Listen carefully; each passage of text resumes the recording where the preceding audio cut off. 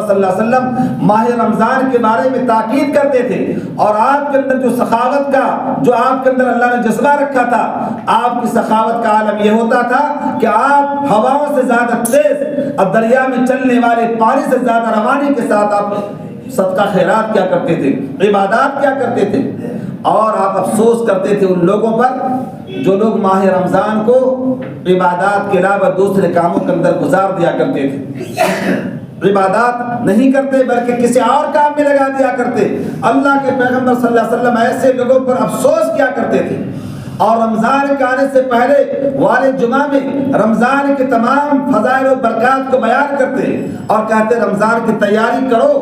آپ کے رمضان کی تیاری کا عالم یہ تھا کہ آپ صوم مثال کیا کرتے تھے۔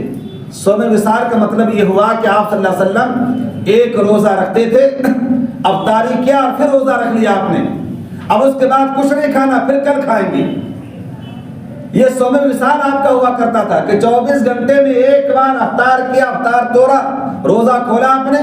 اور افطار کے بعد پھر آپ نے نیت کر لی کہ ہم اب کل مغرب تک کچھ نہیں کھائیں گے، میرا روزہ رہے گا۔ اللہ کے پیغمبر صلی اللہ علیہ وسلم ایسے روزہ رکھتے تھے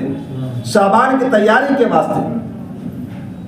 اسی کا نام صوم مثال ہے کہ آپ اس طرح سے روزہ رکھتے اور رمضان کی پوری تیاری آپ بھی کرتے، گھر والوں کو بھی تیار کراتے اور کہتے کہ رمضان کا استقبال کرو۔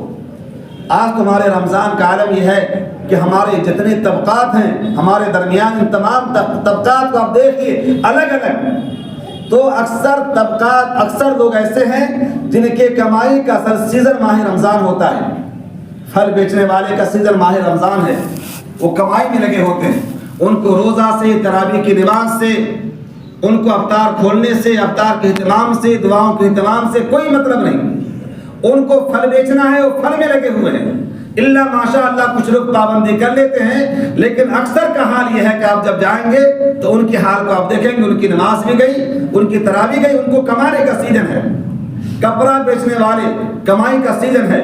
ان کی نماز کا حال دیکھیے، اس کی تراویح کا حال دیکھیے، اس کا روزہ افطار کے اہتمام دیکھیے۔ وہ رات بھر کپڑا بیچے، اگر لوگ آ جائیں تو سوئیں گے نہیں، اور جگ کر کے کپڑا بیچنے میں لگے رہیں گے۔ اسی طرح سے درزی کا حال دیکھیے، رات بھر کپڑا سینا، اس کی نماز کا حال دیکھیے، اس کے روزے کا حال دیکھیے۔ یہ جائزہ لیجیے اپنے سماج معاشرے کا کہ کتنے طبقات کے لوگ ایسے ہیں جن کے واسطے ماہ رمضان کمانے کا مہینہ ہے، اور اپنی تجارت کو، کاروبار کو بڑھانے کا مہینہ ہے، وہ کاروبار کو بڑھانے میں لگے ہوتے، ماہ رمضان چلا جاتا ہے۔ یاد رکھیے کمانا اور کھانا پوری زندگی ہے، لیکن ماہ رمضان ہماری زندگی کے بعد کب آئے گا؟ ہم کو دوبارہ ملے گا ماہ رمضان؟ نہیں ملے گا۔ اگر ملے گا تو ہم کو صحت ہوگی یا نہیں ہوگی؟ ہم بیمار ہو جائیں گے، ہاتھ پاؤں ٹوٹ جائیں گے، یا اس طلاق نہیں ہوں گے کہ ہم روزہ رکھ سکیں۔ ڈاکٹر منع کر دے گا اگر تم نے روزہ رکھا تو تمہاری موت ہو جائے کہ تم روزہ نہ رکھو، ہم کو روزہ رکھنے سے منع کر دیا جائے گا، اور جبرن ہم کو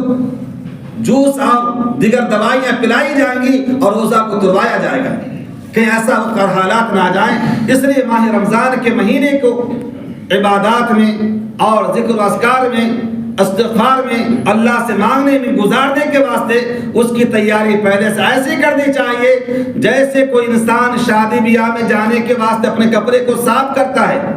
اگر کپڑا اس کا صاف نہ ہو، اگر وہ 1 مہینے سے میلا کچیلا کپڑا پہن رکھا ہو اور وہ کسی بڑے شادی کی دعوت میں چلا جائے، اب بڑے لوگوں کو چھوڑیے، چھوٹے لوگوں کے پاس بیٹھے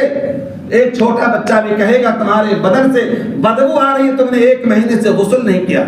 تم نے 1 مہینے سے کپڑے کو صاف نہیں کیا، تمہارے بدن سے بدبو آ رہی ہے، تم ہٹو یہاں سے، یہاں کیسے بیٹھ گئے؟ اس کو ہٹا دیا جائے گا وہاں سے، اور وہ محفل میں بیٹھنے کے لائق نہیں ہوگا۔ کیوں؟ اس نے اپنے کپڑے کو صاف نہیں کیا، اس نے اپنے بدن کو صاف نہیں کیا۔ ماہ رمضان کا مہینہ جو آ رہا ہے، اگر کوئی انسان توبہ کر کے اپنے گناہوں کی معافی نہیں کرایا، اپنے قلب کو گناہوں سے اللہ سے توبہ کر کے صاف نہیں کرایا، اپنے قلب کو مجلہ اور مصفا نہیں کیا، اللہ سے معافی نہیں مانگی، اپنے دل کو حسد سے، کینہ سے، بغض سے، نفرت اور عداوت سے پاک نہیں کیا، اور وہ انسان ماہ رمضان کے مقدس مہینے میں عبادات کے واسطے آ گیا، تو فرشتوں کو اور روحانی اعتبار سے مضبوط لوگوں کو وحشت ہوتی ہے کہ انسان کون میرے بغل میں کھڑا ہو گیا جو بار بار حرکات و سکنات کر رہا ہے، اس کی نماز بھی گئی اور میری نماز کو بھی ڈسٹرب کیا ہے۔ بتائیے ہم میں سے کتنے لوگ ایسے ہیں جو شادی بیاہ میں جانے سے پہلے کپڑے کو صاف تو کرتے ہیں، لیکن ماہ رمضان کا مہینہ آ رہا ہے، ہم نے ماہ رمضان کے مہینے میں داخل ہونے کے واسطے اپنے رزق کو پاک نہیں کیا، اپنے قلب کو صاف نہیں کیا، اپنے دل کو گناہوں سے گندگی سے صاف نہیں کیا، ہم ماہ رمضان میں چلے آئے۔ یہ ماہ رمضان کا استقبال نہیں ہے۔ اگر آپ چاہتے ہیں ماہ رمضان کے مقدس مہینے کے اندر اللہ پاک کے انوارات کو، برکات کو، ماہ رمضان کے نور کو اندر میں داخل کریں، تو جس طرح سے آپ موبائل کا ڈیٹا ڈیلیٹ کر دیتے ہیں، کیا بہت سارا پروفائل جمع ہو گیا موبائل کے اندر، اس کے اندر جگہ نہیں، اب کیا کرنا، دوسرا ڈیٹا اس کے اندر ڈالنا ہے، کچھ لوڈ کرنا ہے پی ڈی ایف کو، تو پہلے پرانے ڈیٹے کو ڈیلیٹ کرنا پڑتا ہے،